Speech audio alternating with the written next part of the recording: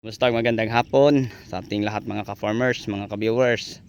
So sa hapang ito, samahan niyo ako para ma-share ko po sa inyo mga ka-farmers ang ating kalaman sa pagtatanim po ng talong. So maraming nagtatanong kung paano magtanim ng talong at ano ang mga pangailangan bago umpisahan ang pagtatanim po ng talong. Okay, so welcome back sa ating panibagong video, panibagong usapan na naman mga ka-farmers dito lang po sa missing farming. So bago natin umpisahan mga ka-farmers kung ano po ang mga unang pangunahin o pangailangan sa pagtatanim ng talong, ako po ay magpapasalamat sa lahat kong mga subscriber, mga viewer, share at commentator. Maraming salamat po sa inyong patuloy na pagsuporta. So kung hindi po nang dahil sa inyong tulong, hindi ko po makuha ang road 17k subscribers sa ating munting YouTube channel. So nang dahil po sa patuloy ninyo na pagsuporta, nakuha din natin mga ka-farmers. Kaya maraming salamat po sa inyong pagtiwala at saka sa inyong palaging patuloy na panonood ng ating mga video. So pasensyahan niyo ako mga ka-farmers, medyo hindi po ako magaling, hindi po ako expert magpaliwanag dahil may karanasan po tayo sa paghahalaman. Kung ano lang man po ang ginagamit ko, yun lang po ang i-share ko o ibahagi sa inyo. So yung practice ko mga ka-farmers na aking natutunan at mga pamaraan, yun po ang nakakatulong sa akin at saka nakapagpabago ng aking buhay, kasi alam niyo mga ka-farmers, apo ko po ay galing lang po sa mahirap na pamilya, so nagsumikap at yun po ang aking ginigawang inspirasyon. So wala naman po akong kursong natapos parang maipagmalaki ko sa inyo, pero alam niyo mga ka-farmers, meron din akong busilak na puso na handa ding magbahagi ng kaalaman po o sa pagtatanim. So mga ka-farmers, mga ka-viewers, hindi na po natin papatagalin pa. So unang-unang mga ka-farmers, share ko lang po sa inyo kung isa kang baguhan at balak magtatanim ng talong. So mga dapat nating hanaping unang area, kakaya sa akin mga ka-farmers, open po siya So wala tayong mapapansin na mga tanim. So may mga kahoy na malalaki nasa paligid lang, nasa paligid lang. So wala sa gitna. So sa madaling salita, hindi siya malilom. Okay? Except lang dito mga ka-farmers, may isang punong chiko, and then may maliliit na puno ng akasya. So yung bago pa ako din mga ka-farmers, nakita ko kasi nasa gitna siya dyan na lang siya, and then maglagay ako ng kubo sa ilalim para magpahinga. At doon ko i-focus yung pagtuturo o pagbahagi ng kaalaman sa inyo. So yun po mga ka-farmers, mga ka-viewers. So ngayon balik po tayo sa ating kwentuhan para may matutunan po kayo. So sa mga baguhan, malaking bagay po ang aking ibahagi para po sa inyo. So pasensyahan na medyo bulol akong magsalita ng Tagalog kasi hindi ko po yun nakasanayang lingwahe. Okay, so unang-unang mga ka-farmers, ang area hanapin open. Kung hindi man open, kung may mga kahoy na maliliit, putulin para maging open. And then ipaararo, ipapalamprep ng maayos katulad sa atin. Kasi sa lamprep mga ka-farmers, malaking bagay na mapalamprep na maayos para durog ang lupa, and then may magandang resulta kaya lalabasan sa ating tanim. So ngayon mga ka-farmers, once na makakita ka ng area katulad sa akin, ipalalamprep mo siya. And then tapos mo may lamprep, ito pwede siya applyan mo ng pwede ang APSA 80, okay, mga soil neutralizer, pwede Bioagronica Plus para po mga ka-farmers sa bakterya para mapigilan ang nila dami. And then mga fertilizer na ating gagamitin pang puting. So yun po mga ka-farmers. So ngayon pangalanan natin ang ating mga nabanggit na mga fertilizer na maganda natin gamitin sa pamputing. Mga ka-farmers, isang sakong Unique 16, haluan natin ng isang mega multi-plant vitamin Omega Grande na 25 kilos. And then Dofos isa din or dalawang Wokosim granule. So yung apat, yun ang magandang gagamitin natin, at yun po ang unang kailangan sa ating tanim. Pwede natin iputing or idilig hanggang sa mga 30 years 30 days, 30 years naman, sorry. So yun po, no, mga ka-farmers. And then ang ating punla, ang mga pangailangan, share ko lang. Kung maraming mga na-compose sa inyo, yung mga dayami ng palay o mga ano, so yun maganda gamitin natin, mga ka-farmers. Kung wala, bili ka na lang ng mga soil media or mga loam soil. And then ang ating ginagamit, mga ka-farmers, dito sa Luzon, kasi ako itang Visayas din, Mindanao din, ngayon nasa Luzon. Ang ginagamit ko din ay Cocofit. Ang Cocofit, nilalahukan ko po ng tea tray.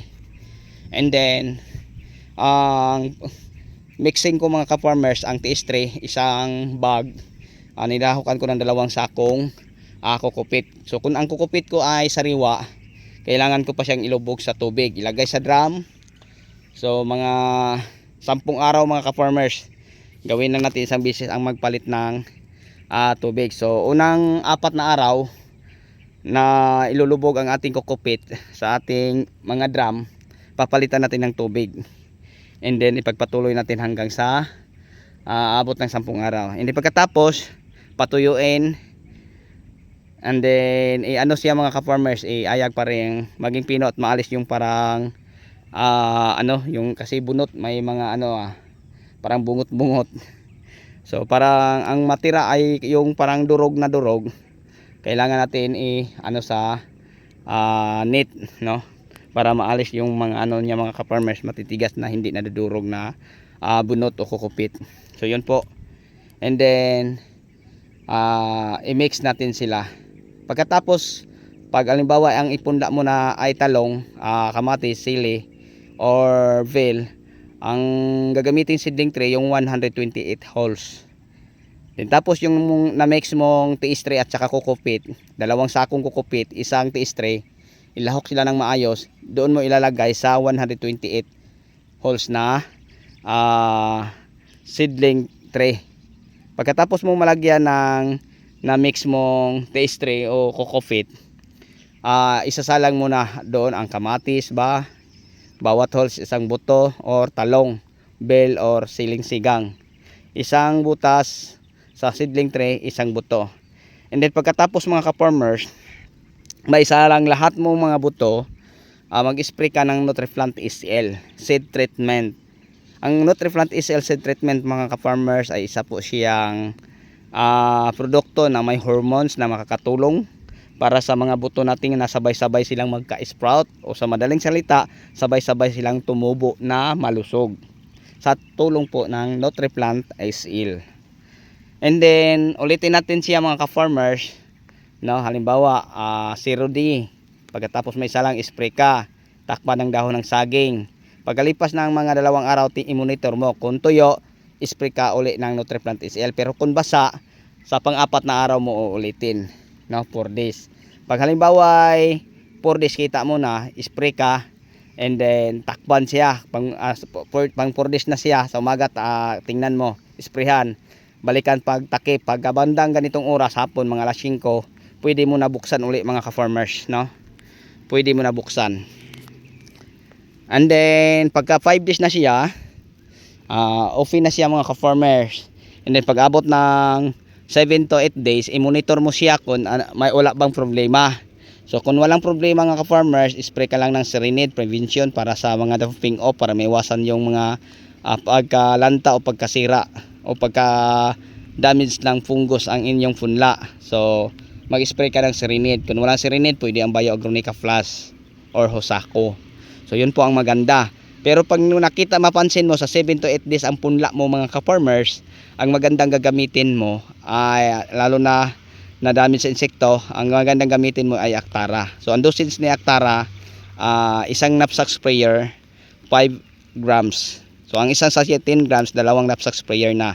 I-spray mo sa tanim mo, dahon at saka sa lupa, no, na meron sa seedling tray. So ibig sabihin, basain mo lahat mga ka-farmers. So yun po ang dapat gawin dyan. And then ulitin siya mga ka-farmers sa 12 days, no? Kung may insekto pa din. Pero kung wala na, antayin mo mga isang linggo. Halimbawa sa 8 days ka nag-aktara, pagka sa 15 days spray ka na uli ng Serenade. And then pag halimbawa ipisahan mo nang itanim ang inyong mga punla, pwede mo din sa aktara. Ang aktara halimbawa dalawang tag 20 liters na balde, ilagay mo ang tubig sa planggana. So ang planggana yung malalaki, yung kayang malagyan ng dalawang balde ng tubig, nasa mga 36 liters hanggang 40 liters. And then isang sachet ng aktara ang ilagay mo. And then bago umpisa ang pagtanim, pwede mo ibaon ang inyong mga punla para may protection siya, kasi ang aktara makakatulong din siya paparami ng ugat. So ganyan din siya kasi foliar insecticide. So mas maganda na may ibaon mga ka-farmers para may masipsip siyang lason. Kasi alam mo mga ka-farmers, ang lason ng aktara ay hindi bumaba sa 18 to 21 days bago siya mawala o maalis sa kanyang katawan.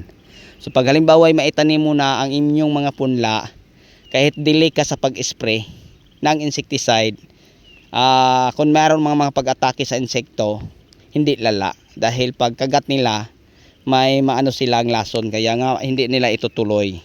Madamage man siya pero hindi lala, kunti lang. Dahil sa aktara, protektado ang tanim mo. So yun po mga ka-farmers na ang aking practice. And then pag halimbawa ay makapagtanim ka na, ang gagawin mo mga ka-farmers, kung sundin mo o gayahin mo ng akin ang basal application o potting, katulad sa akin ito nag-layout na, i-bed mo kung emulching. So bago mga ka-farmers i-bed, maglagay ka ng ipot ng manok and then fertilizer bago mo siya i-feed. Halimbawa, lagyan ko to ng linya, ilagay ko ang fertilizer, ilagay ko ang ipot bago ko i-bed. So ganyan ang aking diskarte. And then mga ka-farmers, pagka-viewers, pagkatapos ko ma-feed, mag-spray ako ng mga Serenade o Bioagronica Plus, yung para sa antibacteria mga ka-farmers, and then soil neutralizer. So mag-spray ako dyan bago ko takpan ng mulching. And then pag halimbawa ay naka-mulching na, bubutasan ko sa layo na half meter, no? Hell to hell, half meter, row to row. Ito siya 2 meters mga ka-farmers. Yan. Nabawasan pala ng kunti ang 2 meters, no? So kulang to mga isang dampal siguro ang 2 meters ating talong. Yung simula dyan papunta, nabawasan to ng kunti. Kunti lang ang nabawas. Siguro ang 1 metro nabawasan siguro mga 6 inches o 4 inches ba. Parang ganun lang mga ka-farmers. So yun, no.